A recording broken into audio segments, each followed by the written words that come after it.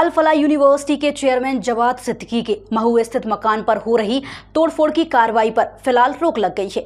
Madhya Pradesh high court ने cantt board के notice पर 15 दिनों का अंतरिम स्थगन आदेश यानी स्टे जारी किया है और यह राहत अब्दुल माजिद द्वारा दायर याचिका पर सुनवाई के दौरान दी गई।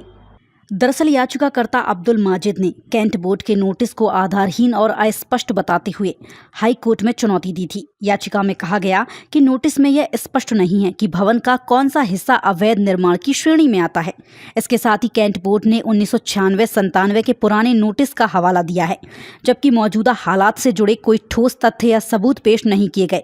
अब्दुल माजिद ने यह भी बताया कि सुप्रीम कोर्ट की 2025 की अनिवार्य गाइडलाइन का पालन नोटिस में नहीं किया गया। मकान के स्वामित्व को लेकर भी स्थिति कोर्ट के सामने स्पष्ट की गई। इन आधारों को स्वीकार करते हुए हाईकोर्ट ने कार्रवाई पर फिलहाल रोक लगा दी है और अब 15 दिन बाद मामले की अगली सुनवाई होगी।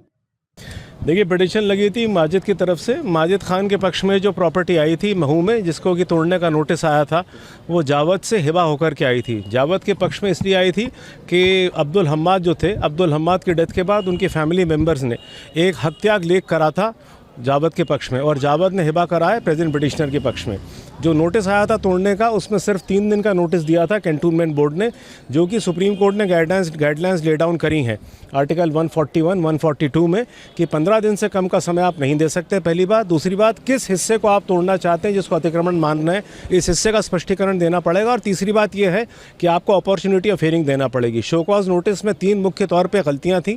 पहला ये था कि 1996-97 में शोकॉज नोटिस कहता था कि हमने एक शोकॉज नोटिस और दिए थे 2।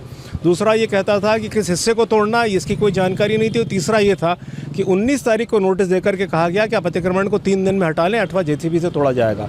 हमारे तर्कों से सहमत होकर के माननीय उच्च न्यायालय की इंदौर खंडपीठ ने आदेश दिया है कि 15 दिन का नोटिस दिया जाएगा और उसके बाद अगर पिटिशनर के हित के विरोध कोई फैसला होता है तो फिर उसको चैलेंज करने का, चुनौती देने का 10 दिन का समय दिया जाएगा।